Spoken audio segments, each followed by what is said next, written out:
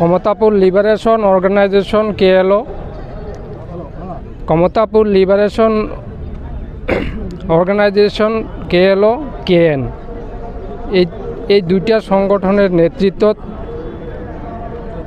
আজি বিভিন্ন দল সংগঠন আমি একেলগে হয়েছো।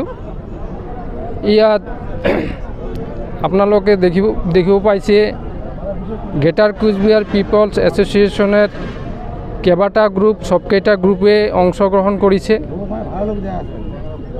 নলনী গ্রুপ, নলনীপন্থী ইউ আছে, অমলপন্থী আছে, ইউ আছে, GCDP greater Cooch Behar democratic party ইউ আছে।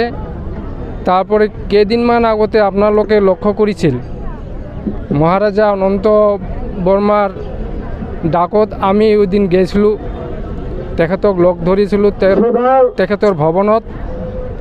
তেখেতও কথা দিছিল যে আমার জাতিসত্তা বাঁচি থাকিব হলে আমি গোটাইখিনি একলগ হবই লাগিব, এই কথা দিছিল। তেখেতও মানে সারা দিছে। তেখেতও ডিস্ট্রিক্ট লেভেলের পরা প্রতিনিধি প্রেরণ করেছে বলে খবর আছে। তেখেত সকলেও আহিছে। তবে আসাম বেঙ্গল মিলিয়া, আসাম বেঙ্গল বিহার মিলি এই যে বিভিন্ন জায়গার পরা আমার প্রতিনিধি আহিছে।